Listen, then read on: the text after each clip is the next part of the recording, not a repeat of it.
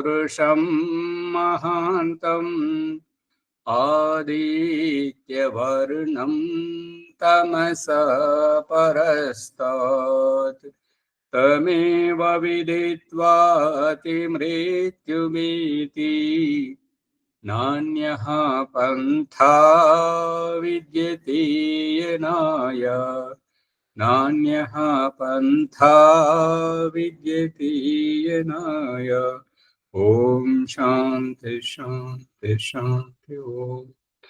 ఈ యొక్క ఉపనిషత్ జ్ఞానగంగా అధ్యాత్మ సత్సంగానికి వచ్చేసినటువంటి వారందరికీ నమస్తే, స్వాగతం, సుస్వాగతం.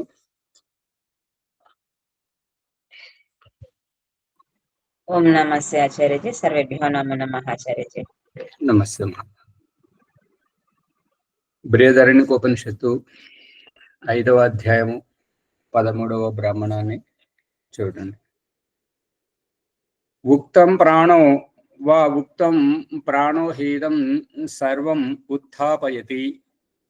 ప్రాణం గురించి చెప్పుకున్నాం. ప్రాణం ఎలా తయారవుతుంది, ప్రాణం శరీరంలోకి ఏ రకంగా వస్తుంది, ఆ ప్రాణంతో మన జీవితం ఏ రకంగా కొనసాగుతుంది అనేటువంటి విషయాన్ని, ఈ ప్రాణం అంతా అన్నము ద్వారానే వస్తుంది అనేటువంటి విషయం తీసుకున్నాము. ఆ యొక్క అన్నంతో వచ్చేటువంటి ప్రాణమే ఈ యొక్క మన శరీరాన్ని ఎగదోస్తుంది అని అంటే స్థూలంగా ప్రకృతి గురించి చూస్తే కనబడేటువంటి దేహం ఈ యొక్క ప్రకృతిని పెరగజేయడం. మనం ఏమంటున్నాం? పెరగడం అంటే పెద్దవారవడం, దేహము పెద్దగా పెరగడం.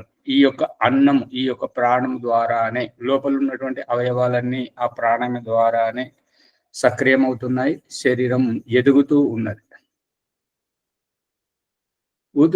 అస్మాద్ ఉక్తం ఉక్తవీర్ వీరస్తిష్ఠతి ఉక్తస్య సాయుజ్యం సలోకతాం జయతి యా ఏవం వేద. ఉత్థ ఈ రూపకంగా అస్మాత్ ఉక్త ఈ యొక్క మన గురించి చెప్పబడుతున్నటువంటి, మన జీవితం గురించి చెప్పబడుతున్నటువంటి, మన జన్మ గురించి చెప్పబడుతున్నటువంటి ఈ రహస్యంలో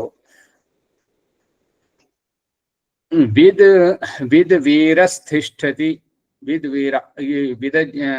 విద్ అంటే జ్ఞానం, తెలుసుకునేటువంటి, గుర్తించేటువంటి.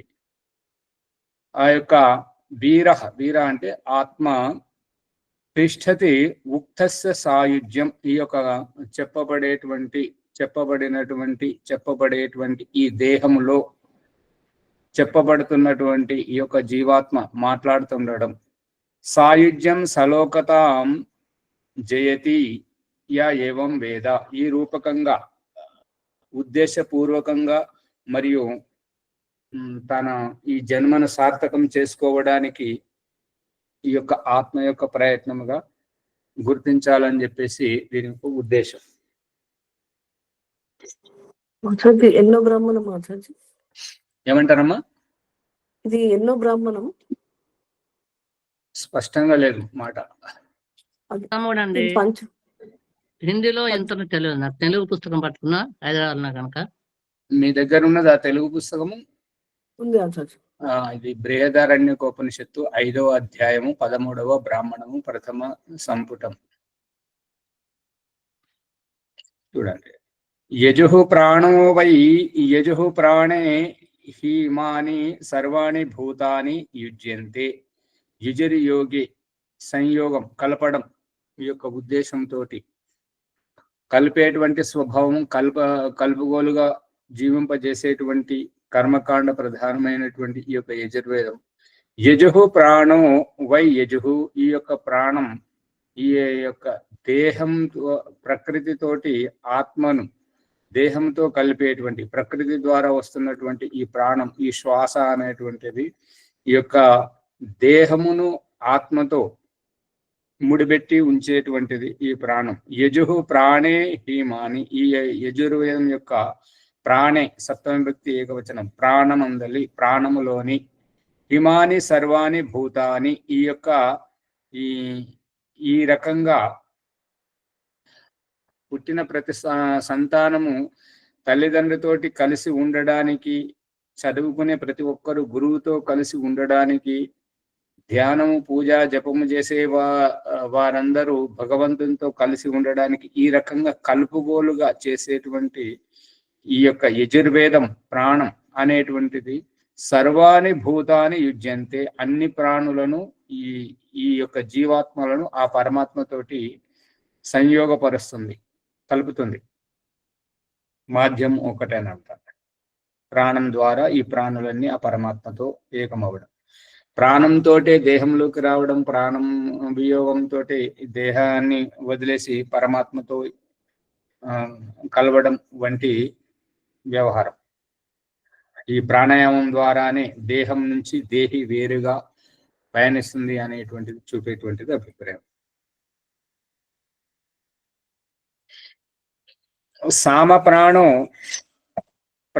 సామప్రాణో వై సామ ప్రాణే హిమాని సర్వాణి భూతాని సంయంచి. సామవేదము అంటే గానం. ఈ యొక్క సామవేదం గానం ఏంటంటే ఇది తల్లికి శిశువు జోలపాడినటువంటిది, భగవంతుడి సమ్ముఖంగా జీవాత్మలకు ఓదార్పునిచ్చేటువంటిది సామగానం. అందు గురించి ఈ యొక్క సామం శ్రీకృష్ణుడు గీతలో అంటున్నాడు ఏంటంటే వేదానాం సామ వేదోహం. ఈ 4 వేదాలలో నేను సామవేదము అని అంటే భగవంతునికి అత్యంత ప్రియమైనటువంటి ఉపాసన కాండం. సామవేదం అంటే ఉపాసన కాండం. చెప్పండి రజనీయమ్మ గారు. ఆచార్య ప్రాణే హిమాని సర్వాణి అర్థం కాలేదు ఆచార్య. ప్రాణే హిమాని సర్వాణి అంటే ప్రాణము హిమము అది ఆ సెంటెన్స్ అర్థం అంటే అన్ని ప్రాణులు శ్వాస తీసుకొనే బ్రతుకుతున్నాయి. శ్వాస లేకుండా ఏదైనా ప్రాణి బ్రతుకుతుందా? అమీబా నుంచి మొదలుకొని అతిపెద్ద రాక్షస బల్లి డైనోసార్ వరకు అన్ని శ్వాస మీదనే ఆధారపడి ఉన్నాయి. కాబట్టి ఈ శ్వాసనే ఎలాంటిది అంటే ఒక సైకిల్ పంపు తోటి మనం గాలి కొడితే ఆ టైర్ ఏ రకంగా ఉబ్బుతుందో ఆ శ్వాసతోటే ఈ యొక్క శరీరం ఎదగడం అనేటువంటిది జరుగుతుంది. ఎదిగింపజేసి దేహం మీద ఆధారపడి ఉన్నప్పుడు ఎదిగింపజేయడం, దేహమును వదిలేసినప్పుడు దేహం మీద ఆసక్తి పోయినప్పుడు ఇక పరమాత్మతోటి సంయుక్తపరచడానికి ఈ యొక్క ప్రాణాయామం, ప్రాణాన్ని బిగబట్టడం ద్వారా అన్ని ప్రాణం మీదనే ఆధారపడి ఉన్నవి. ఈ ప్రాణమే ఆ పరమాత్మతో కలుపుతుంది అనేటువంటిది సారాంశం. ఇక్కడ హిమాని అంటే అర్థం ఏంటి అసలు? హిమాని అంటే ఇవి ఇవి హిమము అంటే మంచు కదా. ఇవి ప్రాణులు, ఈ ప్రాణి జాతులన్నీ 84 లక్షల కోట్ల జీవరాశులన్నీ. అది హిమాన్ అండి, మీరు మనసు అంటున్నారు చూసారా? అది ఇది ఇమాని.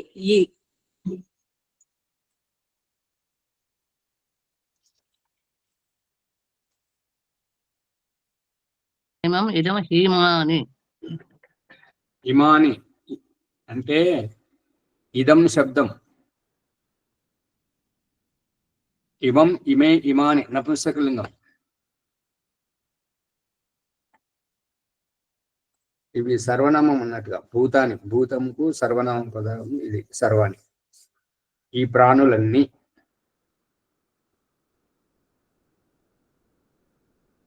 హీమాని దీర్ఘమున్నందువల్ల మీరు అలా భ్రమపడుతున్నారేమో. అది అక్కడ ఏంటంటే యజుహు ప్రాణే హి అనేటువంటి హ్రస్వ ఇకారాంతము ఒక పదము, తర్వాత ఇమాని అనేది ఇంకొక పదం. ఆ ఇమానిలోని ఇకారము ఈ హి అనే దాంట్లో ఇకారం, ఇవి 2 కలిసి దీర్ఘమయ్యాయి. అందుకే హీమాని అని దీర్ఘం కనబడుతుంది. అర్థమైంది అమ్మగారు? నేను హిమము అని మంచు అనుకున్నా. హిమాని అంటే మంచు అనుకున్నా. ప్రసంగమే కాదు మంచు దీనికి.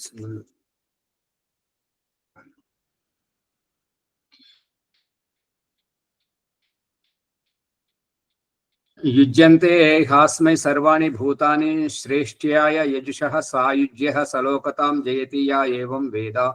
ఇంకా ఈ రూపకంగా ఈ ప్రాణంతోటి ఈ ప్రాణులన్నింటినీ యజుర్వేదం సాయుజ్య ప్రాసంగికంగా కలిపేటువంటిది, యుజురి యోగే కలిపేటువంటిది, సలోకతాం ఈ లోకం నుండి ఆ లోకానికి, ఇక్కడి నుంచి అక్కడికి ఈ జీవితాల ద్వారా కలిపేటువంటిది ఈ జన్మలు మరియు జన్మరాహిత్యమైనటువంటి దాంతో ఇహపరం వీటన్నింటితోటి ఈ లోకాలకన్నింటి కలిపేటువంటిది ఆ యొక్క ప్రాణమే, ఆ యొక్క వాయువే అనేటువంటిది అభిప్రాయం. ఏవం వేద ఇలా తెలుసుకోండి. సామ ప్రాణో వై సామ ప్రాణే హీమాని సర్వాణి భూతాని సంయంచి. ఇంకా సామ ప్రాణం, సామం అంటే ప్రాణం. ఎవరైతే ఉపాసనా కాండంను సామవేదం అంటుంటారు. ఈ యొక్క ఉపాసన అంటే పరమాత్మనికి అత్యంత ప్రియమైనటువంటిది. ఆ యొక్క ప్రాణం అనేటువంటి ఉపాసన అనేటువంటిది ఈ ప్రాణం ద్వారానే జరుగుతుంది. కాబట్టి సామ ప్రాణే హిమాని, నీకు ఈ యొక్క ప్రాణంలో ఈ యొక్క జీవులన్నీ ఉపాసనమయంగా పరమేశ్వరుని తోటి సంయంచ అంటే బాగుగా సంయంచి అంటే బాగా కలుసుకుంటాయి. సంయంచి సర్వాణి భూతాని, ఇంకా ఈ రకంగా సంయంచి హాస్మై సర్వాణి భూతాని శ్రేష్ఠ్యాయ కల్పంతే సామ్నః సాయుజ్య సలోకతాం జయతి యా ఏవం వేద. ఈ రకంగా కలిసినప్పుడు భగవంతుడికి ఇప్పుడు ఇక్కడ కలవడము అని అంటే కలవడం ఎప్పుడు జరుగుతుంటది? దేవుడు ఉన్నప్పుడా లేనప్పుడా? నమ్మకం ఉన్నప్పుడా? శ్రద్ధ భక్తి ఉన్నప్పుడా లేనప్పుడా? శ్రద్ధాభక్తి ఉన్నప్పుడే.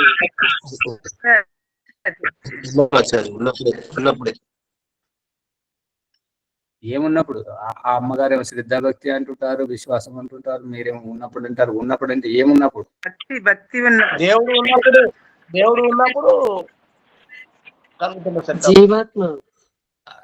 శ్యామలయ్య గారు చెప్తున్నారు, దేవుడు ఉండాలి, అతను ఉన్నప్పుడే కదా, నాన్న ఉన్నప్పుడే కదా మనం పుట్టింది, దేవుడు ఉన్నప్పుడే కదా జీవుడు ఉనికిలోకి వచ్చింది. ఇది ప్రత్యక్షంగా చూపిస్తున్నాడు కదా. అందు గురించి ఈ నమ్మకము, విశ్వాసము, శ్రద్ధ, భక్తి అనేటువంటి అన్ని వట్టియే, ఊడిస్తే చెత్తలాగా బయటపోయేటువంటివి. వీటి వల్ల ఉపయోగం లేదు.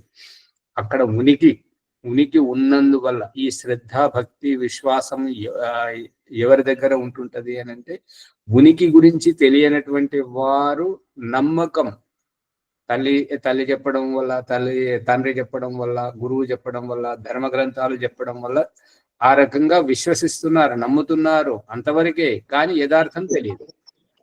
మోసం ఉంది కదా చర్చి. అందుకే ఇక్కడ ప్రసంగం ఏంటంటే, దేవుడు ఉన్నాడు కాబట్టి మనం అతనితో కలవడం జరుగుతుంటది. ముఖ్యమంత్రి, ప్రధానమంత్రి ఉన్నాడు కాబట్టి అతన్ని కలవడానికి మనం వెళ్తున్నాం, మన పనులు మనం చేసుకుంటున్నాం. అందు గురించి ఇక్కడ దేవుడు యొక్క ఉనికి కావాలి. ఈ ఉనికి లేకపోతే దానివల్ల ఉపయోగం ఏమీ ఉండదు. అందు గురించి ఈ ఉనికి అనేటువంటిది అత్యంత మహత్వపూర్ణమైనటువంటిది అస్తిత్వం.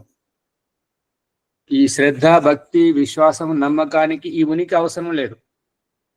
ఉదాహరణకు దుకాణంలో కనబడుతున్నప్పుడు, అమ్మేటువంటి దుకాణంలో కనబడుతున్నప్పుడు విగ్రహాలన్నీ బొమ్మలే. తెచ్చి గుడి కట్టుకొని తెచ్చి దానిలో ప్రాణప్రతిష్ఠ చేసిన తర్వాత మాత్రం అక్కడ చేతులు జోడించి మొక్కుకోవడం, ఇక్కడ దేవుడైపోయాడు. అదే అక్కడ దుకాణంలో కనబడేటప్పుడు, బజార్ మీద తిరిగేటప్పుడు, ఆ దుకాణంలో కనబడేటప్పుడు అక్కడ ఎందుకు మొక్కట్లేదు? ఏది మాట్లాడారు, ఒట్టిగా కూర్చుంటున్నారు. మొగలే మనం అది ఇంట్లోకి తీసుకొచ్చిన తర్వాత దానికి అప్పుడు మొక్కుతాం. తర్వాత మాట్లాడండి.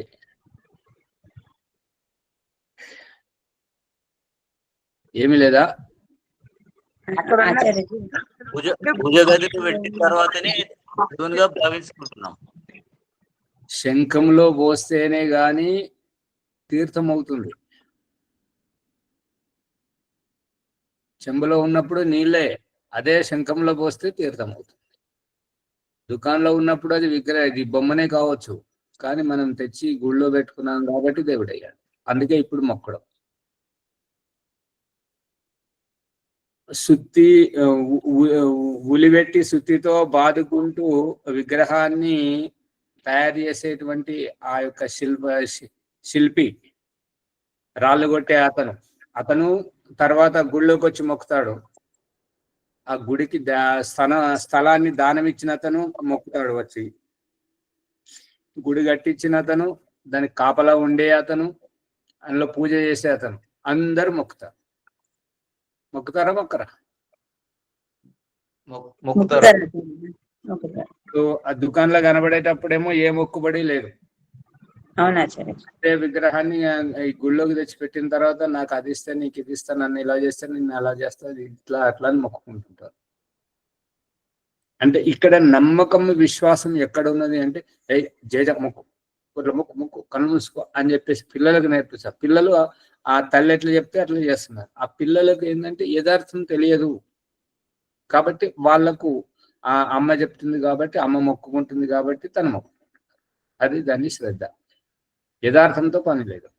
అందుకే ఈ నమ్మకము, శ్రద్ధ, విశ్వాసము వీటన్నింటికి తోటి పని లేదు.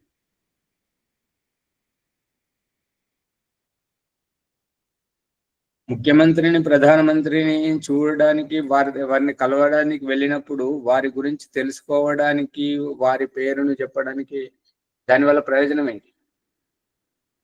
నేరుగా వారితో కలుస్తున్నాం కదా, అది ఇక్కడ ఉన్నటువంటి అభిప్రాయం. సమ్యంచి హాస్మై సర్వాణి భూతాని శ్రేష్ఠ్యాయ. ఎప్పుడైతే భగవంతుడి గురించి తెలుసుకోవడం జరుగుతుందో, ఇప్పుడు 4:30 నుంచి 5, 4:30 నుంచి 5, 5 నుంచి 5:10 వరకు వచ్చారు. ఈ ప్రసంగం ఏంటంటే, ముందు ఈ ప్రాణం ద్వారా శరీరాన్ని వ్యవస్థితం చేయడం, ఆ తర్వాత దేహిని ఒలవడం, ఆ తర్వాత ఆత్మను, దేహమును, ప్రకృతిని, యొక్క పరమాత్మను అన్ని ఒలిచి విడమర్చి విస్తృతంగా అవగాహన చేసుకొని జ్ఞానాన్ని పెంచుకోవడం ద్వారా, ఇప్పుడు దేవుడు అంటే, జీవుడు అంటే, ప్రకృతి అంటే అన్ని ఒలిసి భగవత్ సాక్షాత్కారం చేసుకోవడం. ఇక్కడ శ్రద్ధ ఉందా, విజ్ఞానం ఉందా? శ్రద్ధ ఉంది ఆచార్య. జ్ఞానం వస్తుంది. శ్రద్ధ ఉంటేనే ఇక్కడ కాగలదు, విజ్ఞానం తెలుస్తుంది. ఇంకా శ్రద్ధా విజ్ఞానం దాటి ఇంకొంచెం ముందుకు రావటం. ఇంకొకరు చెప్తారు. ప్రభాకర్ గారు అర్థం కావట్లేదా? పుష్పమ్మ గారు వెనకబడి వస్తుంటారు, ఎక్కడ మా మొహం కెమెరా బంద్ చేసి కూర్చుంటారు. విషయం అర్థం ఆచార్యజీ వినలేం, అది విషయం ఏదో కరెక్ట్ గా. విషయం ఏంటంటే, ఇప్పుడు బూచోడు వస్తున్నాడని చెప్పేసి పసిపిల్లలను భయపెట్టడం ఒకటి. వస్తున్నాడు ఎత్తుకపోతాడు అన్నాడు. అంటే ఆ బూచోడు అంటే పిల్లలకు భయం కాబట్టి భయం పుట్టించి ఆ రకంగా భయపెట్టడం. ఇక వాస్తవికమైనటువంటి బూచోడు వచ్చినప్పుడు ఎత్తుకపోతా అంటే వదిలిపెడతారా తల్లిదండ్రులు? కానీ ఆ బూచోడితోటే కూర్చుని మాట్లాడుతున్నప్పుడు, అతడితో చర్చ చేస్తున్నప్పుడు అతడంటే భయం వేస్తుందా? ఇగో ఇప్పుడు మనం సాక్షాత్కారం చేసుకుంటున్నప్పుడు ఆత్మ అంటే ఏంటి, పరమాత్మ అంటే ఏంటిది, దేహం అంటే ఏంటిది, జీవితం అంటే ఏంటిది, చావు అంటే ఏంటిది, బంధనం అంటే ఏంటిది, మోక్షం అంటే ఏంటిది, ఇవన్నీ చర్చ చేస్తున్నాం కదా. చేస్తున్నప్పుడు ఇక్కడ నమ్మకము, శ్రద్ధ, భక్తి, విశ్వాసము అనేటువంటి వాటికి అవకాశం ఉందా?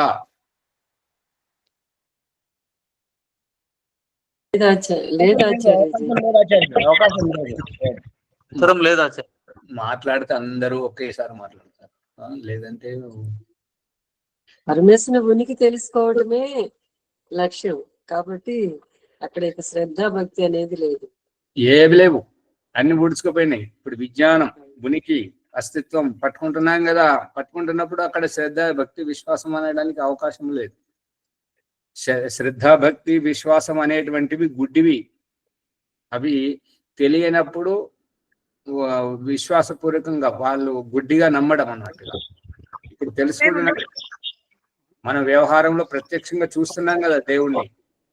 దేవుడు లేకపోతే మనం లేమనేటువంటి విషయాన్ని మనం తెలుసుకున్నాం కదా. ఇక్కడ ఇక భక్తి విశ్వాసం అనేటువంటివి ఎందుకుంటాయి?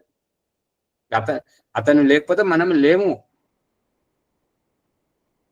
ఏ రకంగానైతే తండ్రి లేకపోతే సంతానం ఉండరో, అదే విధంగా దేవుడు లేకపోతే ఈ సృష్టి ఉండదు, ఈ యొక్క జీవాత్మలు ఉండదు, ఈ జన్మలు ఉండవు, ఇదంతా ఏది ఉండదు, గందరగోళం.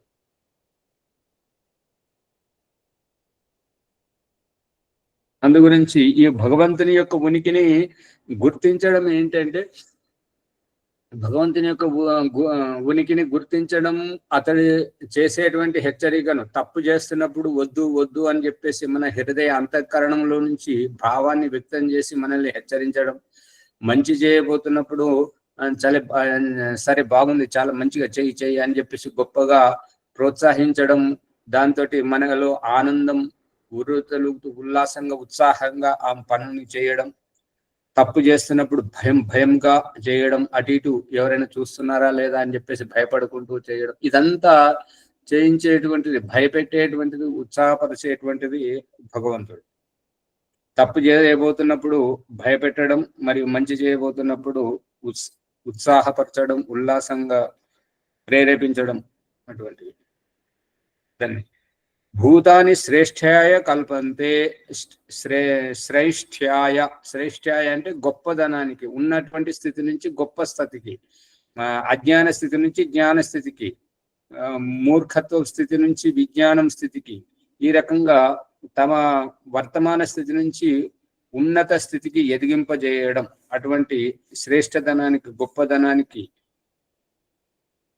సామ్నా సాయుజ్య సలోకతాం జయతి. ఈ రకంగా ఒక్కొక్క అంచెలంచెలుగా ఈ పరమాత్మ సాన్నిధ్యంలో జీవాత్మ అనుక్షణము ఉన్నతి సాధించుకుంటూ భగవంతునితో కలుస్తూ, భగవంతునితో సాక్షాత్కారం చేసుకుంటూ, ఈ యొక్క సలోకతాం, ఈ యొక్క స్త్రీ జన్మలోకం, పశు జన్మలోకం, మనిషి జన్మలోకం, పక్షి జన్మలోకం, ఈ యొక్క నపుంసకం, క్రిమి కీటకాలు, ఈ యొక్క ఒక్కొక్క జన్మకు ఒక్కొక్క లోకం, ఈ యొక్క లోకాలన్నీ దాటింపజేసి జయతి, తాను విజయుడవుతుంటాడు. యా ఏవం వేద. ఈ రకంగా ఇవంతా జీవాత్మ యొక్క రహస్యము అని చెప్తున్నాడు.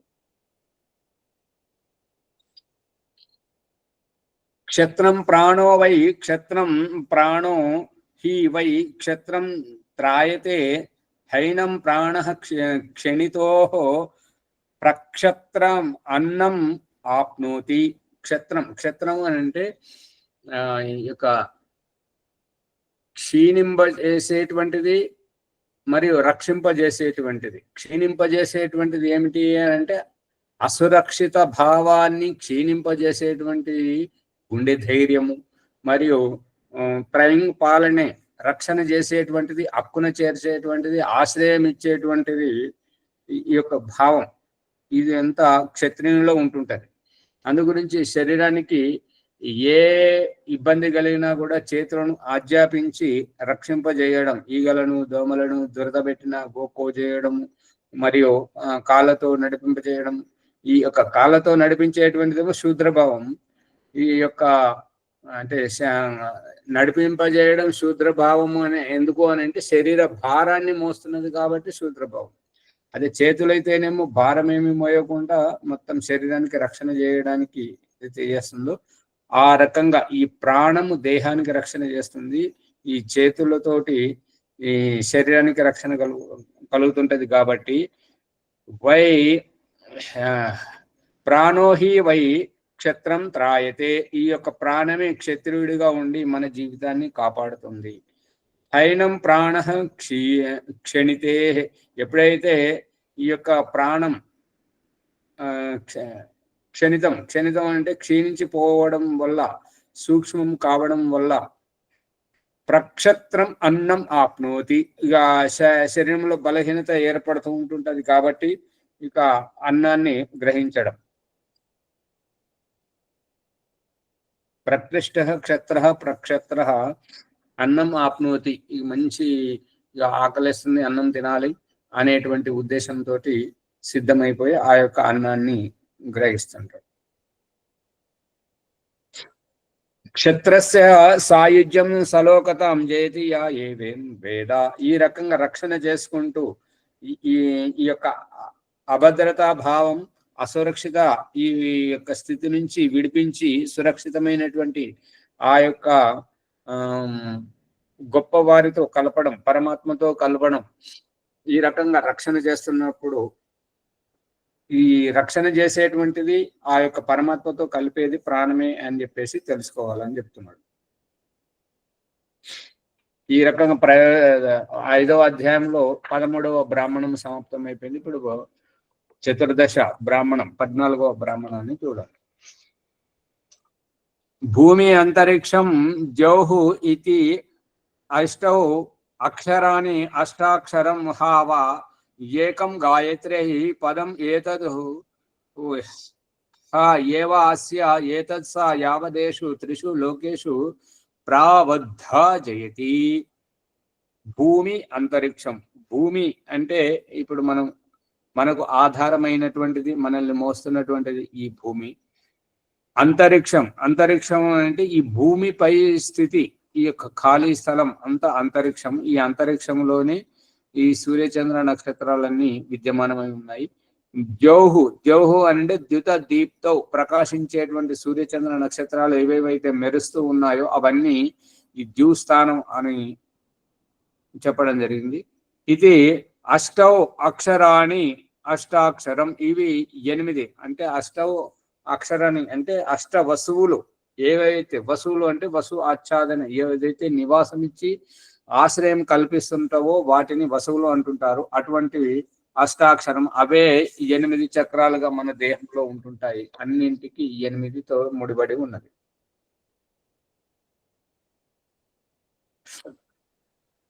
ఏకం గాయత్రే పదం ఏతదు హా ఏవ అస్య ఏతత్ స. ఇక గాయత్రే గాయన త్రాయతీతి గాయత్రి. ఈ యొక్క ఎవరైతే పాడుతూ ఉంటుంటారో, భగవంతుని స్తుతి చేస్తూ ఉంటుంటారో, గుణగణాలను సగుణ నిర్గుణ ఉపాసన చేస్తూ ఉంటుంటారో అటువంటి వారిని ఈ యొక్క గాయత్రి, గాయన త్రాయతీతి గాయత్రి, ఈ యొక్క భగవంతుని ఎవరైతే స్థుతి ఉపాసన చేస్తుంటారో అటువంటి వారిని ఈ యొక్క గాయత్రి రక్షణ చేస్తుంటది అనమాట. పదం ఏతదు, ఈ యొక్క గాయత్రి పదం ఏతదు ఏవా అస్య ఏతత్ స యావదేషు త్రిషు లోకేషు తావదహ జయతి. ఈ యొక్క గాయత్రి మంత్రం తోటి ఈ యొక్క ఎవరైతే ఉపాసన చేసుకుంటూ ఉంటుంటారో ఈ 3 లోకాలను అధిగమించి వెళ్ళడం. 3 లోకాలు ఏమేమిటి అంటే భూమి, అంతరిక్షం, జౌహు, జూస్థానం.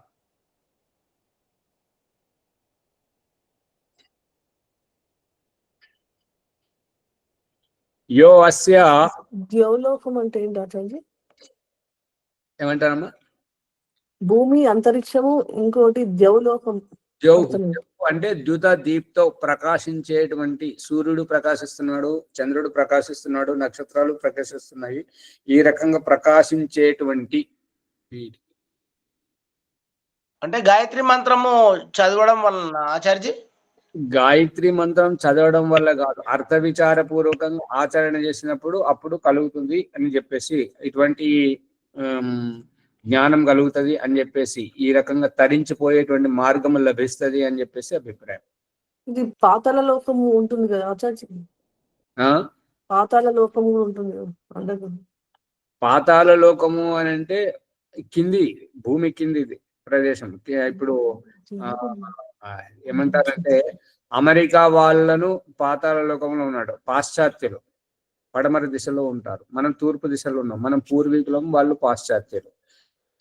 ఇప్పుడు అంతరిక్షంలోనే అంతరిక్షం అంటే పైన, ఈ భూమి పై స్థితి అంతా, భూమిపై ఇప్పుడు భూమి ఆకాశం మధ్యలో బొయారం ఏదైతే ఉందో, ఈ ఖాళీ ప్రదేశం ఏదైతే ఉందో దాన్ని అంతరిక్షం అంటారు. అంతరిక్షం పైన దేవలోకం, అంతరిక్షం తర్వాత ద్విలోకం. ఇప్పుడు ఇంకా ఇక పుష్పం ఓజోన్ లేయర్ అనొచ్చు. ఓజోన్ ఏమంటారు? ఓజోన్ లేయర్ ఓజోన్ అంటే భూమి అంతరిక్షం మధ్యలో ఉంది కదా, ఉంది కదా. ఈ అంతరిక్షం అంటే అంతరిక్షంలోనే ఓజోన్ పొర ఉంటది. సూర్యుని యొక్క ప్రభావం నేరుగా మన మీద పడనివ్వకుండా ఉండడానికి.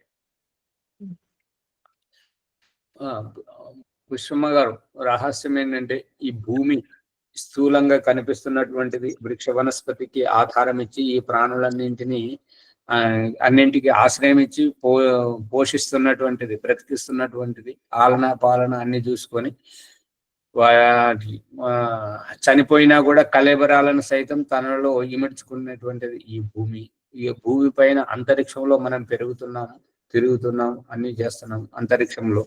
ఇక ద్యుత దీప్తో ఈ ద్యోహు స్థానం అని అంటే సూర్యుని లోపల పరమాత్ముడు ఉన్నాడు. అంటే ఈ యొక్క ద్యోహు స్థానం సూర్యుని బయట.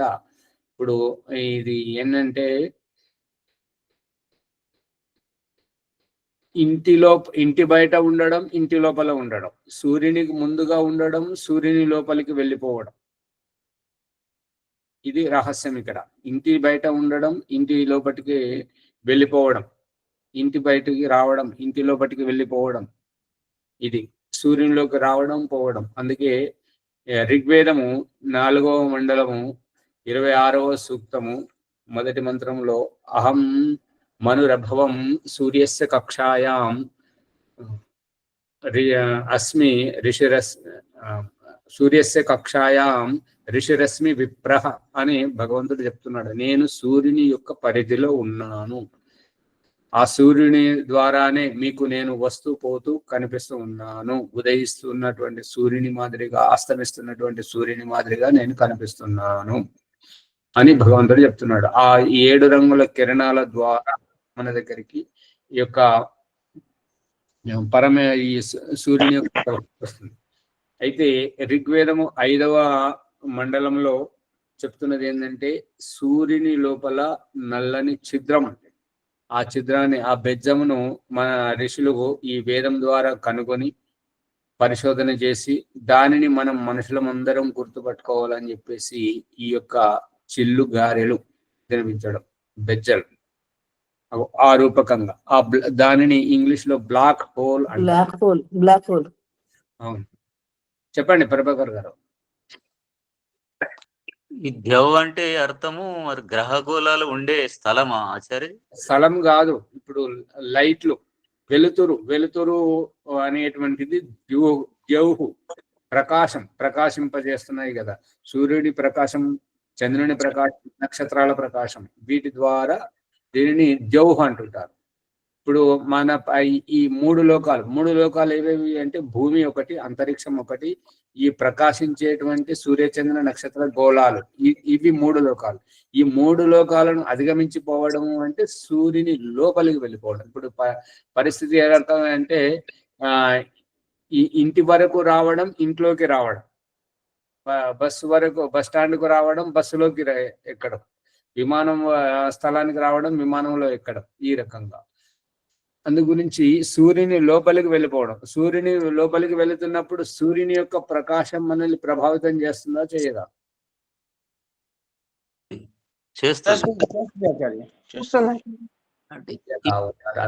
అందరూ ఒకే రకంగా ఉన్నారు.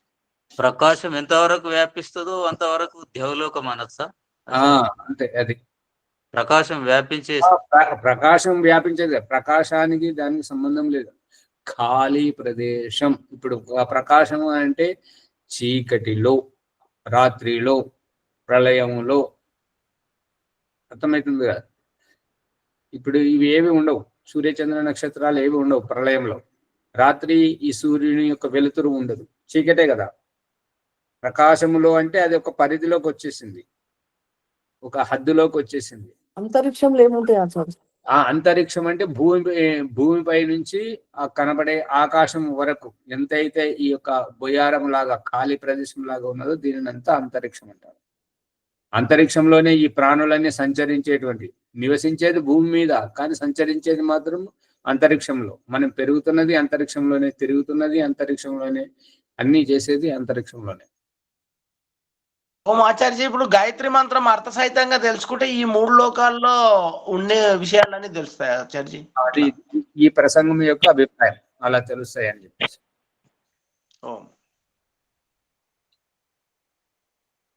పట్టుకున్నారా పుష్పమ్మ గారు? సూర్యునిలోకి వెళ్ళడం, బస్ స్టాండ్కి వెళ్ళడం, బస్సులోకి వెళ్ళడం, ఇంటి వరకు రావడం, ఇంట్లోకి వెళ్ళడం. సువర్చలమ్మ గారు అర్థమవుతుందా లేదా? అందరు ఊరికే చూస్తున్నారు. అర్థమవుతుంది ఆచార్య. భాగ్యలక్ష్మమ్మ గారు అర్థమవుతుందా? అర్థమవుతుంది ఆచార్య, వింటున్నాను. అది ఇప్పుడు వాడ ఊరు మండలము, జిల్లా, పట్టణం, రాజధాని, ఇవి లోకాలుగా. భూమి ఒక లోకం, అంతరిక్షం ఒక లోకం, ఈ సూర్యచంద్ర నక్షత్రాల స్వరూపం ఇంకొక రూపం.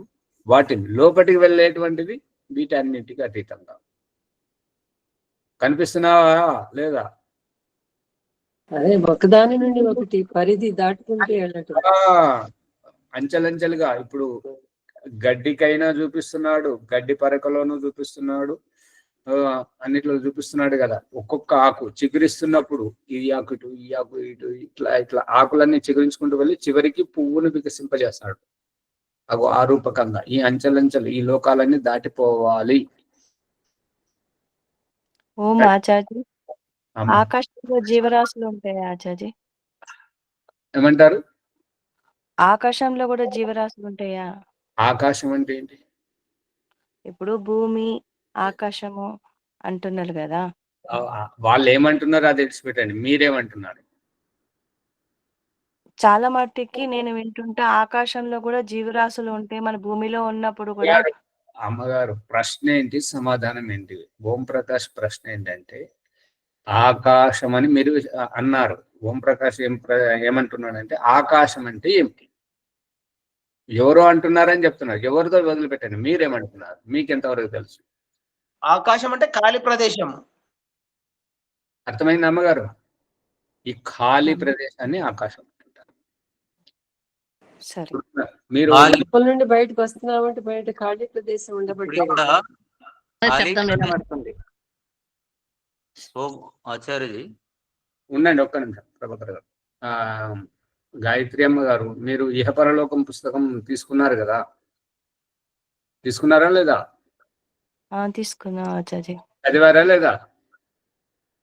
చదవలేదు. ఏం ఉపయోగం చదవకపోతే?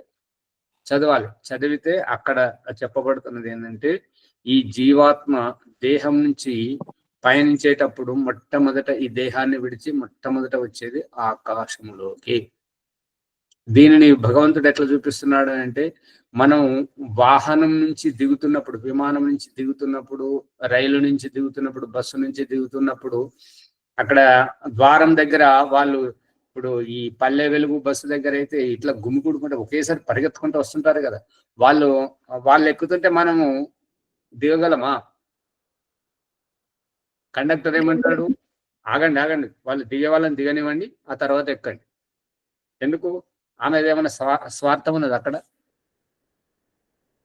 మనకు సురక్ష మనకు ఏర్పాటు చేస్తున్నారు, మనకు సువిధ కల్పిస్తున్నారు, మనకు వెసులుబాటు కల్పిస్తున్నారు. అందుకని ఆగమని చెప్తున్నారు. అంటే వారిని ఆపేటువంటి ఉద్దేశం ఏంటంటే మనకు దారి ఇవ్వమని. మనకు ఖాళీ ప్రదేశం ఉంటేనే మనం దిగగలుగుతుంటాం. మనకు కాలు పెట్టడానికి సందు లేకుండా వాళ్ళంతా ఎగబడి వస్తుంటే మనం ఎట్లా దిగగలుగుతాం? ఇది ఆకాశం. ఆకాశం అంటే ఖాళీ ప్రదేశం, పంచమహాభూతాల్లో మొట్టమొదటిది. అర్థమవుతుంది అమ్మగారు? అర్థమైంది ఆచార్య. ఇప్పుడు ఏది ఉన్నా కూడా ఖాళీ ప్రదేశంలోనే ఉన్నాం కదా మనమంతా. అవును ఆచార్య. అది ఇంకొకటి, ఇదొకటి, ఇంకొక దృష్టికోణం. ఆకాశం ఎక్కడెక్కడ ఉంది? సార్, ఆకాశం పైన ఉంది కదా ఆచార్య. అణువణువునా ఉంది. అణువులో ఉంది. దేవుడు చూపిస్తున్నాడు చూడండి.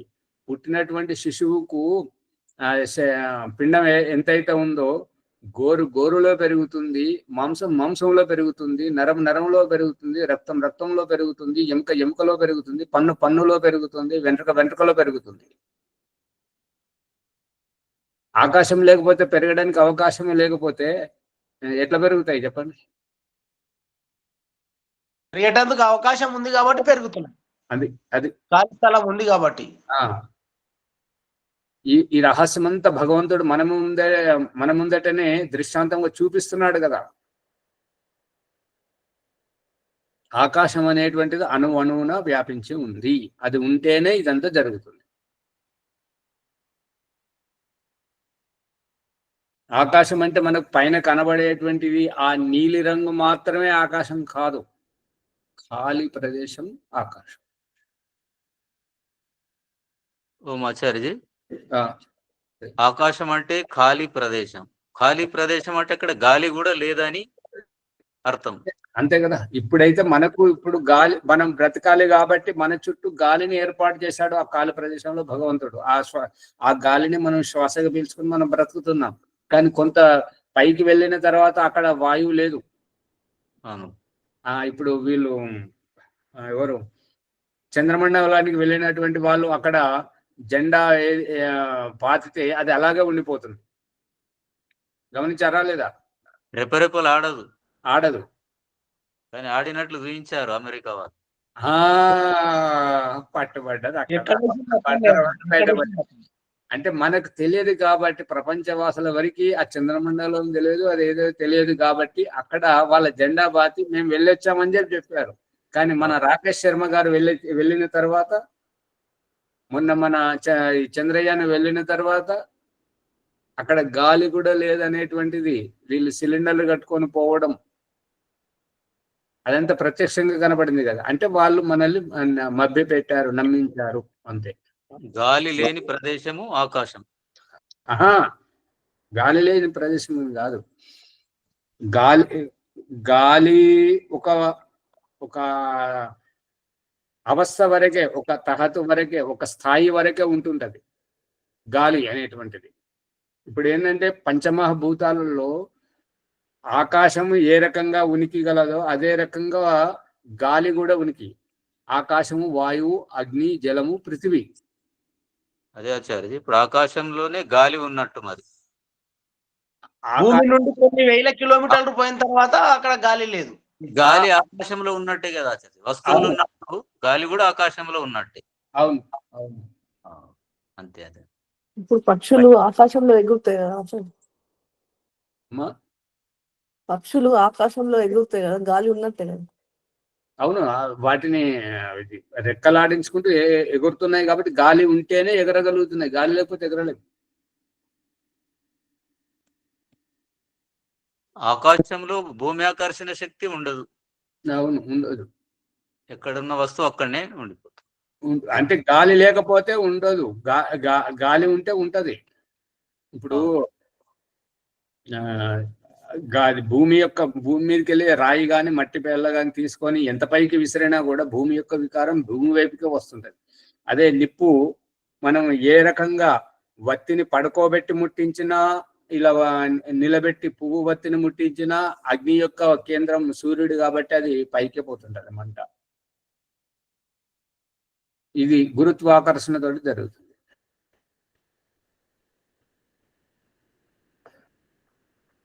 అర్థమైందా లేదా? ఇంకా అర్థం కాలేదా? అర్థమైందా ఆచార్య? ఇప్పుడు ఇహపరలోకంలో ఓం ప్రకాష్ సచిత్రంగా చూపెట్టాడు. ఈ పంచమహాభూతాల గుండా ఆత్మ ఏ రకంగా వెళుతుంది, మళ్ళీ ఏ రకంగా వస్తుంది, ఏ రకంగా పునర్జన్మ ఎత్తుతుంది అనేటువంటిది. పుస్తకం కొనిపెట్టుకోగానే ఏం కాదమ్మ గారు, చదవాలి. పుష్పమ్మ గారు సమయం దొరుకుతుందా లేదా?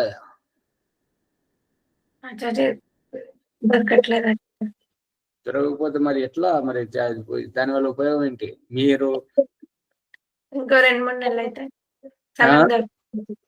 ఇంకో 2-3 నెలలు దొరికితే సమయం దొరుకుతుంది. మళ్ళీ అప్పటికి పేపర్లు దిద్దడం అని ఒకటి, శిబిరాలని ఇంకొకటి, కార్యక్రమాలని ఒక్కొక్కటి, ఎక్కడిదక్కడనే ఉంటుంది.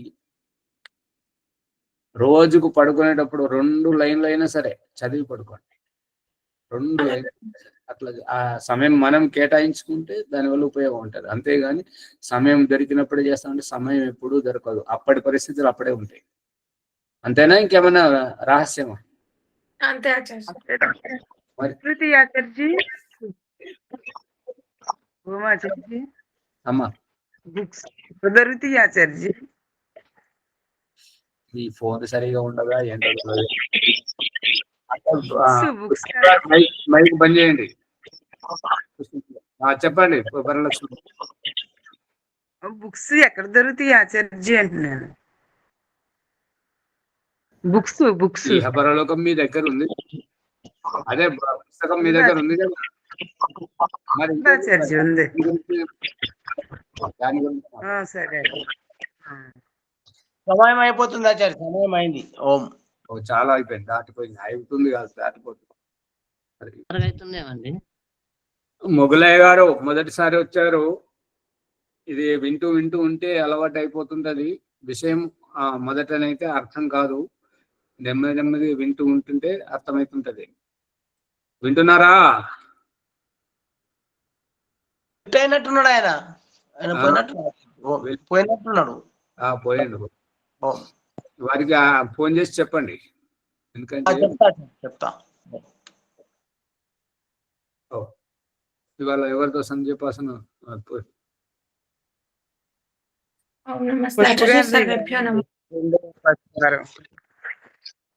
చేయించండి అమ్మగారు. ఓం నమస్తే ఆచార్య. సర్వేభ్యో నమో నమః. ఈ 5వ అధ్యాయం 13వ బ్రాహ్మణంలోని ప్రాణం అనే విషయం పైన అవగాహన కల్పించారు ఆచార్య. ధన్యవాదాలు. ఈ ఎపిసోడ్ ని లైక్ చేసి షేర్ చేయండి, సబ్స్క్రైబ్ చేసుకోండి అందరూ. ఏదైనా సందేహాలు ఉంటే కామెంట్ రూపంలో పెట్టండి. అథ వైదిక సంధ్య బ్రహ్మయజ్ఞము.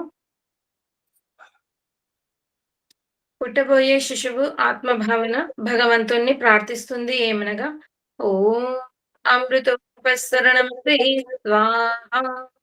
ఓ అమృత స్వరూప, నా కోసం ఉపస్తరణంగా పరుచుకున్నావా స్వామి, ధన్యురాలిని. ఓం అమృతమపిధానమసి స్వాహా. ఓ అమృత స్వరూప, నా ఆత్మరక్షణకై ఆకాశ దుప్పటివై ఆవరించావా స్వామి, ధన్యురాలిని. ఓం సత్యం యశః శ్రీర్మైశ్రీః శ్రేతాం స్వాహా. ఓ పరమేశ్వర, సత్యం, యశస్సు, ధనైశ్వర్యాలు మరియు బుద్ధి నన్ను ఆశ్రయించి నాలో ఉండునుగాక. గర్భంలో ఊపిరితో పాటు శిశువు యొక్క ఆకలి దప్పికలు అమ్మ చూసుకునేలా చేశావు స్వామి.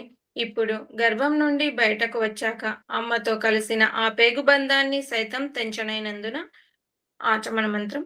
ఓం షణ్ణో దేవీరభిష్టయా ఆపో భవంతు పీతయే శంయోరభిస్రవంతు నః. ఓ దివ్య స్వరూప, ఇష్టపూర్వకంగా సేవించ యోగ్య జలస్రావములను నాకు అందుబాటులో స్రవింపజేయము స్వామి. ఈశ్వర వాచ తథాస్తు. అదిగో అమ్మ దగ్గరికి వెళ్ళి కమ్మని స్తన్యపానం చేయుము. అంగస్పర్శం ప్రకరణం. జీవాత్మ, ఓ పరమేశ్వర, నాకు తల్లి తండ్రి మరియు ఆత్మీయుల సాన్నిధ్యపు పునర్జన్మను ప్రసాదించుము స్వామి. ఈశ్వరువాచ తథాస్తు. స్వర్గసుఖాన్ని ఏవగించి అసంతృప్తితో పోతున్నావు. ఆ జరామరణ అసంతృప్తి దుఃఖ జన్మలలో ఒంటరిగా ఉండలేవు. కాబట్టి ఈ ఇంద్రియాల కాలక్షేపం నీకు ఊరట కల్పించునుగాక. ఇంద్రియ స్పర్శ మంత్రములు. అక్రియ ధ్యానం. ఈ అక్రియ ధ్యానం అంటే ఏదైనా పని మీద కోరిక కలిగి చేయటం, ఆ పని చేసిన తర్వాత సంతృప్తి చెందటం. ఓం ఏదైనా మాట్లాడాలి, చెప్పాలని మాట్లాడే వరకు, చెప్పే వరకు అసంతృప్తి, మాట్లాడిన తర్వాత, చెప్పిన తర్వాత ఒక సంతృప్తికర ప్రశాంతత. అలాగే ఏదైనా పదార్థం చూడగానే తినాలి, తాగాలి అనే కోరిక, తిన్న తర్వాత సంతృప్తి చెందడం. ఓం ప్రాణః ప్రాణః. పీల్చుకున్న శ్వాసను వదలాలని వదలడం, అలాగే వదిలిన శ్వాసను పీల్చాలని పీల్చుకున్న తర్వాత సంతృప్తి చెందడం. ఓం చక్షుః చక్షుః. ఇదేంటి, అదేంటి, ఇందులో ఏముంది, అందులో ఏముందని ప్రతిదీ చూడాలి, చూడాలనే అసంతృప్తి జీవితం. చూసిన తర్వాత సంతృప్తి చెందటం. ఓం శ్రోత్రం శ్రోత్రం. ఇది అది ఏదో వినాలి, వినాలని తాపత్రయం. విన్న తర్వాత సంతృప్తి చెందటం. ఓం నాభిర్మే చిత్తం విజ్ఞానం యజుర్వేదంలోనిది. ప్రారబ్ధ బుద్ధి జన్మ జన్మకు భౌతికంగా నన్ను ఒకవైపు దిగజారుస్తుంటే మరొక వైపు ఈ మానవ జన్మలో పూజ, జపం, ఉపాసన, ధ్యానం అనే సందర్భాల పేరుతో పూజారి ఆచార్యుల ద్వారా నన్ను మెప్పించి నీ చెంతకు రప్పించుకోవడం చూస్తే మాటలు రావట్లేదు స్వామి. ఓం హృదయం. ఓ జగదీశ్వర, నీవు మా హృదయాలలోనే ఉంటూ మేము ఏదైనా తప్పులు చేస్తే భయంగాను, మంచి పనులు చేస్తే ప్రోత్సాహకంగాను ఇలా హెచ్చరిస్తూ ప్రేరణ కల్పిస్తావు. ధన్యురాలిని స్వామి. ఓం కంఠః అంశో గ్రీవాశ్చ శృణి యజుర్వేదంలోనిది. మణిహారం వలె అలంకృత 2 కంఠ ఎముకల మధ్యస్థానం అన్నపానీయ శ్రావముల ఆవాగమన మరియు భావ వ్యక్తీకరణ అవయవ సాధనాన్ని తెలుసుకోవడం. ఓం క్షీరః ప్రారబ్ధాన్ని తెలుసుకొని ప్రారబ్ధ శుద్ధి కొరకు ప్రయత్నం చేయటం. ఓం బాహుభ్యాం యశోబలం. బాహుమే బలమింద్రియం యజుర్వేదంలోనిది. బాహుభుజములు బలవర్ధకంగా ఉండునుగాక. ఓం కరతల కర పృష్ఠే మోదాహ ప్రమోద అంగుళీరంగాని మిత్రం మే సహ యజుర్వేదంలోనిది. హస్తౌ మే కర్మ వీర్యం యజుర్వేదంలోనిది. చేతులు వేళ్ళ హర్షోత్సాహ ప్రకుష్ఠానంద సంయోగ సంహనం. నా చేతుల్లోనే నా కర్మల పురుషార్థం నిహితమై ఉందని తెలుసుకోవటం. అందుకే అందరితో స్నేహపూర్వకంగా ఉంటూ ఉపకారం చేయటం. మతమార్జన మంత్రములు. ఆత్మ సాక్షాత్కార ప్రకరణం. జీవాత్మ ప్రార్థన. ఓం భూ ఓ ప్రాణ ప్రదాత అని జీవుడు పరమాత్మని ప్రాధేయపడటం. సందేహం. పునాతు శిరసి. దుఃఖదాయక ప్రారబ్ధం అనే నీ పూర్వజన్మ కర్మఫలాన్ని పవిత్రం పునీతం చేసుకోమని ఆదేశించడం. జీవాత్మ ప్రార్థన. ఓం భువః ఓ దుఃఖ వినాశక ఈశ్వర సందేశం. పునాతు నేత్రయోః దుఃఖపూరితమైన జీవనం నుండి ఉపశమనం పొందటం. ఓ జీవాత్మ, అసంతృప్తియే నీ దుఃఖానికి మూల కారణం. కాబట్టి ఈ తటస్థ సంతృప్తితో సాక్షిభూతంగా ఉండుము అని పరమాత్ముడు ఆదేశించడం. జీవాత్మ ప్రార్థన. ఓం స్వహ ఓ స్వయం సుఖ స్వరూప ఈశ్వర సందేశం. పునాతు కంఠే కంఠకూపే చిత్పిపాస నివృత్తి యోగ దర్శనంలోనిది. అంటే కంఠంలోని గుంత కదలికలపై ప్రత్యేక ధ్యాస పెట్టి నీ ఆకలి దప్పికల పట్ల అసంతృప్తిని తగ్గించి జయించు. ఆ ఆకలి దప్పికల నివృత్తి సంతృప్తికర స్వయం సుఖానందమే నీ జీవన్ముక్తి మోక్షావస్థకు సోపానం. జీవాత్మ ప్రార్థన. ఓం ఓ మహిమాన్విత మాయా స్వరూప ఈశ్వర సందేశం. పునాత్ హృదయే ఆధ్యాత్మ పురోగతికై దైవం పట్ల నీ భ్రమను నివృత్తి చేసుకోవాలి. తద్వారా యోగ సాధనలో సక్రియమై ధ్యానము ప్రతిఫలించి నీ హృదయ స్థానంలోనే ఈశ్వరానుభూతిని పొందుతావు. జీవాత్మ ప్రార్థన. ఓం జనః ఓ జగన్నాయక ఈ జన్మజరా మరణ అంతరార్థం ఏమిటి స్వామి? ఈశ్వరువాచ. పునాతు నాభ్యాం నాభి చక్రే కాయ వ్యూహ జ్ఞానం యోగ దర్శనంలోనిది. అంటే నాభి చక్రంలో సంయమనంతో ఈ తిని త్రాగి విసర్జించటం ఏమిటి అని విచారిస్తే మన శారీరక జన్మల అంతరార్థం బోధపడుతుంది. నాభిర్మే చిత్తం విజ్ఞానం యజుర్వేదంలోనిది. అనేక విధాలుగా స్మరించుకునే వ్యావహారిక జ్ఞాన విజ్ఞానం దేహం మధ్యలో ఉంది. జీవాత్మ ప్రార్థన. ఓం తపః ఓ పరాత్పర ఈ తపస్సు అర్థరార్థం ఏమిటి స్వామి?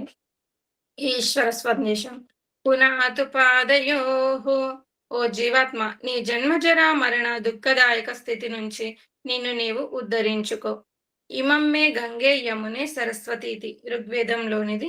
అంటే దేహం లోపలి ఇడా పింగళ అనే 2 నాడుల శ్వాస ప్రశ్వాసలతో జీవాత్మను క్రింది నుంచి పైకి లేచిన అవగాహన కల్పించటం. సందేహ నివృత్తి. సందేహం.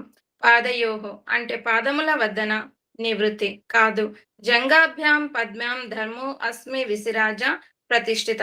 యజుర్వేదంలోనిది. భావార్థం అంటే పాద తొంటెముకల మధ్యలో నేను అనే దేహి జీవాత్మను ఉన్నాను. కాబట్టి నన్ను ఊర్ధ్వ స్థాయికి రమ్మంటున్నాడు పరమాత్ముడు అనే రహస్యాన్ని తెలుసుకొని జీవితంలో ముందుకు అడుగులు వేయడం. జీవాత్మ ప్రార్థన. ఓం సత్యం. ఓ అవినాశి అయిన సత్య స్వరూప ఈశ్వరువాచ పునాతు పునఃశిరసి. ఓ జీవాత్మ, పవిత్ర భావనతో మరోసారి మళ్ళీ శిరస్సు యందు అనుభవంతో తెలుసుకుంటే ధన్యము అవుతావు. జీవాత్మ ప్రార్థన. ఓం ఖం బ్రహ్మ. ఓ సర్వవ్యాపక ఈశ్వర సందేశం పునాతు సర్వత్రా. ఈ సంకుచిత శారీరక పింజరం నుంచి అధిగమించి ఆకాశం వలె అంతటా వ్యాపించి ఉన్న ఈశ్వరానుభూతిని పొందటము. అత అష్టచక్రముల ప్రమాణం. అష్టచక్ర నవద్వార దేవానం పూరయోధ్య తస్యాం హిరణ్యే కోశే స్వర్గో జ్యోతిషావృత. అథర్వణ వేదంలోనిది. 8 చక్రాలు 9 రంధ్రాలు ఇంద్రియాల అయోధ్య పురము ఉంది. అందులో స్వర్గమనే స్వర్ణమయ ఆవాసం ప్రకాశ జ్యోతితో ఆవరించి ఉంది. అత 7 అంతస్తుల అంతర్యాత్ర. ప్రాణాయామ మంత్రములు. ఓం భూ భూ. ప్రాణధారణ జీవం పోసుకోవడం. ఓం భువః. త్యాగభావంతో దుఃఖ విముక్తి పొందటం. ఓం స్వః. అనాసక్త ఆత్మ సుఖ స్వరూపావస్థ. ఓం మహః. అనాహత చక్రం పరధ్యాన తన్మయత్వ పరమాత్మ భావం. ఓం జనః. అమృతస్య నాభి. అథర్వణ వేదంలోనిది. ప్రసవంలో శిశువు తెచ్చుకున్న పేగుబంధం వలె ఆ పరమాత్మతో ఈ ఆధ్యాత్మిక సాధక జీవాత్మకు గల అవినాభావ సంబంధమని ఈ నాభి యొక్క అభిప్రాయం. ఓం తపః. దేహం క్రింది వైపు నుండి కనపడని ఆత్మను పైపైకి పొగను వ్యావహారికంగా చూపటం. అంటే తోలు పిస్తోలుతో మాయగుండును పేల్చి ముక్కుకు వాసన ఆత్మకు తెలియజేయడం గమనార్హం. ఓం సత్యం. సత్యం జ్ఞానం అనంతం బ్రహ్మ. జ్ఞానం సత్యం, బ్రహ్మ అనంతం. శరీరరహిత ముక్త జీవాత్మ బ్రహ్మలో ఉంటుంది. ఆ ముక్తాత్మకు ప్రాపంచిక సుఖ దుఃఖముల స్పర్శ సంపర్క అభావంలో ఆనందమగ్నమై ఉండును. ఈ విధంగా శుద్ధ మనస్సుతో పాటు పంచేంద్రియాలు ప్రాణం జీవితంతో ఉంటాయి. మరియు బుద్ధి అంటే ప్రారబ్ధం పరిష్కరింపబడిన ఆత్మ నిర్మలము స్థిరచిత్తముతో ఉంటుంది. దీనినే పరమగతి అనగా మోక్షం అందురు. ఇది మొదటి ప్రకరణం. ఈ మొదటి ప్రకరణంలో సఫలం చెందిన వారు మోక్షాన్ని పొందుతారు. సఫలం కాని వారు ఈసారి ఎలాగైనా సఫలం కావాలని దృఢ సంకల్పించుటకే ఈ ఆగమర్షణ మంత్రం ప్రకరణం. అగమర్షణ మంత్ర ప్రకరణం అంటే సృష్టికర్త పరమాత్మ సర్వవ్యాపకుడు, న్యాయకారి, సర్వత్రా సర్వదా జీవులందరి కర్మలను ప్రత్యక్షంగా చూస్తున్నాడని, పాపము వైపు ఆత్మ మరియు మనస్సును ఎన్నటికీ పోనీయకూడదని, అంతేగాక ఎప్పుడు ధర్మయుక్త కర్మములను చేస్తూ ఉండడం. అథ అభివర్షణ మంత్రములు. ఓం త్రితంచ సత్యం చాభిద్ధా తపసోధ్యజాయత తతో రాత్రజాయత తతః సముద్రో అర్ణవః సముద్రాదర్ణవాదధి సంవత్సరో అజాయత అహోరాత్రాణి విదధద్విశ్వస్య మిషతో వశే సూర్యాచంద్రమసౌద్ధాతా యథా పూర్వమకల్పయత్ దివం చ పృథివీం చాంతరిక్షమథో స్వః. ఓం షణ్ణో దేవీరభిష్టయా ఆపో భవంతు పీతయే శంయోరభిస్రవంతు నః. మనస పరిక్రమ మంత్రములు. ఓం ప్రాచీదిగగ్నిరధిపతిరసితో రక్షితాదిత్యా ఇషవః తేభ్యో నమోధిపతిభ్యో నమో రక్షితృభ్యో నమైషుభ్యో నమయేభ్యో అస్తు. యోస్మాన్ ద్వేష్టియం వయం ద్విష్మస్తం వోజంభే దక్షిణాదిగింద్రోధిపతిస్థిరశ్చిరాజైరక్షితా పితరైషవః తేభ్యో నమోధిపతిభ్యో నమో రక్షితృభ్యో నమైషుభ్యో నమయేభ్యో అస్తు. యోస్మాన్ ద్వేష్టియం వయం ద్విష్మస్తం వోజంభే దద్మః. प्रतीचीदिग्वरुणोऽधिपतिः प्रिदाकुरक्षितान्नमिषवः तेभ्यो नमोऽधिपतिभ्यो नमो रक्षितृभ्यो नम इषुभ्यो नम एभ्यो अस्तु योऽस्मान् द्वेष्ट्यं वयं विष्मस्तम्भोजम्भे दद्मः उदीचीदिक्सोमोऽधिपतिः स्वजो रक्षिताशनिरिषवः तेभ्यो नमोऽधिपतिभ्यो नमो रक्षितृभ्यो नम इषुभ्यो नम एभ्यो अस्तु योऽस्मान् द्वेष्ट्यं वयं द्विष्मस्तम्भोजम्भे दद्मः ध्रुवादिग्विष्णुरधिपतिः कल्माशग्रीवो रक्षिता वीरुधैषवः तेभ्यो नमोऽधिपतिभ्यो नमो रक्षितृभ्यो नम इषुभ्यो नम एभ्यो अस्तु योऽस्मान् द्वेष्ट्यं वयं द्विष्मस्तम्भोजम्भे दद्मः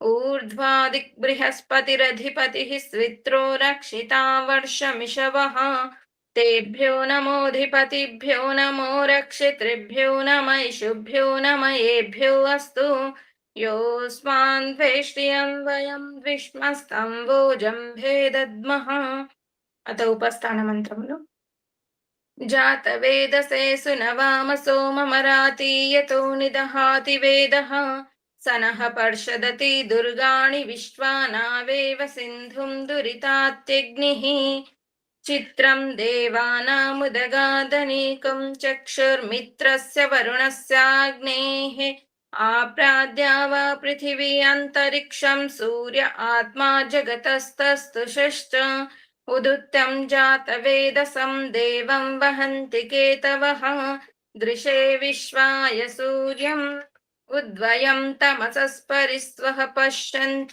उत्तरम् దేవం దేవత్రా సూర్యమగన్మజ్యోతిరుత్తమం. దీనితో రెండో ప్రకరణం పూర్తవుతుంది.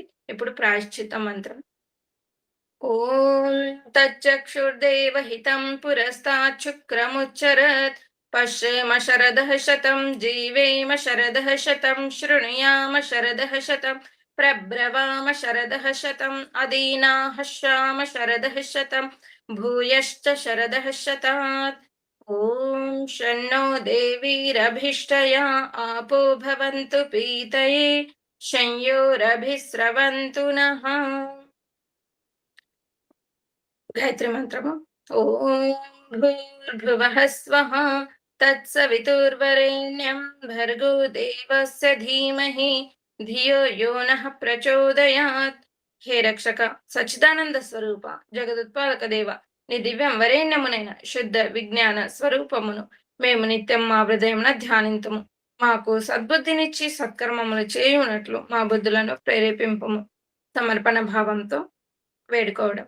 ఓ పరమేశ్వర దయానిదే, మీ కృప వల్ల జపోపాసనాది కర్మములను చేసిన మేము ధర్మ అర్థ కామ మరియు మోక్షముల సిద్ధిని సత్వరముగా ప్రాప్తించుకుందుముగాక. నమస్కారం మంత్రం.